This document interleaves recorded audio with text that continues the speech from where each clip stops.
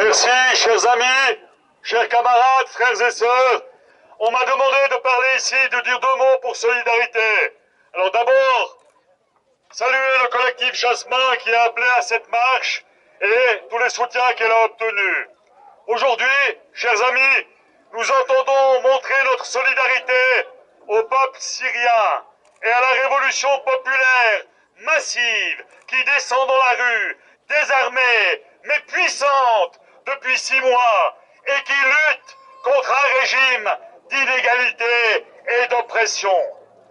Chers amis, depuis 6 mois, le bain de sang n'a pas cessé.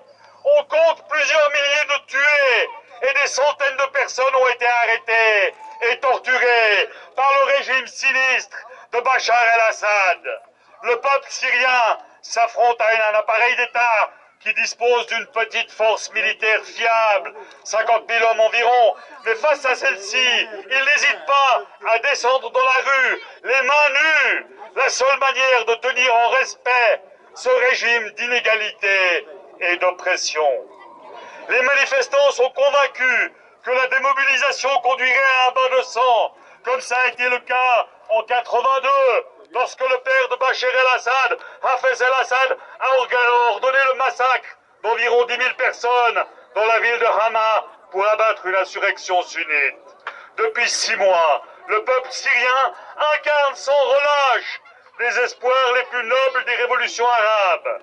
À l'heure où les difficultés des processus révolutionnaires tunisiens, égyptiens, libyens déroutent une partie des opinions publiques, le peuple syrien montre qu'une révolution appartient au peuple qui l'amène et que le régime brutal de Bachar el-Assad ne pourra en venir à bout si elle se montre capable de renforcer chaque jour son enracinement populaire et les soutiens internationaux dont nous faisons partie, dont elle dispose.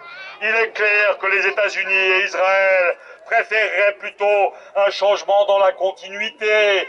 Ils aimeraient s'appuyer d'un côté sur la Turquie avec qui ils ont certains intérêts communs. Les États-Unis et Israël craignent la victoire d'une révolution populaire qui pourrait entraîner une attitude plus offensive par rapport à la colonisation israélienne et qui s'oppose à la libéralisation économique à tout crin engagée par le régime actuel. Les puissances impérialistes misent sur la succession avec un autre homme fort, avec une parodie d'élection pour continuer une politique de compromis avec Israël. Celles et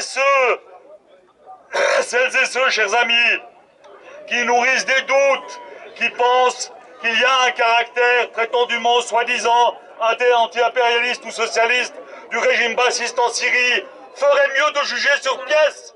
En effet, cette Syrie de Bachar el-Assad est une pièce maîtresse pour Israël dans la région. Et le régime syrien a tout entrepris en termes de libéralisation de l'économie pour se conformer aux injonctions des instances financières internationales.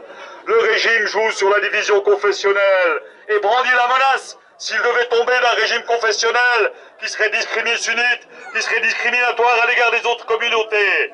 Il faut vaincre les peurs liées à ce spectre qu'on nous dessine.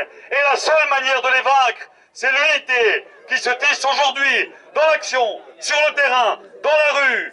Cette gagnée des minorités lourdement frappées par les mesures néolibérales, de créer l'unité avec elles sur la base de leurs intérêts sociaux, économiques et démocratiques communs. La seule solution est le renforcement du mouvement populaire que nous sommes ici pour appuyer aujourd'hui et l'affaiblissement du régime. Un renforcement fondé sur la lutte contre les divisions fratricides en faveur d'une Syrie démocratique et sociale. C'est aux Syriens et à eux seuls de décider, aux Syriens et aux Syriennes, et à eux et à elles seules de décider démocratiquement de l'avenir de leur société. Mais il faut que, à l'échelle internationale, la gauche notamment dont nous faisons partie, se mobilise pour ces droits démocratiques et populaires et économiques et sociaux du peuple syrien. Merci.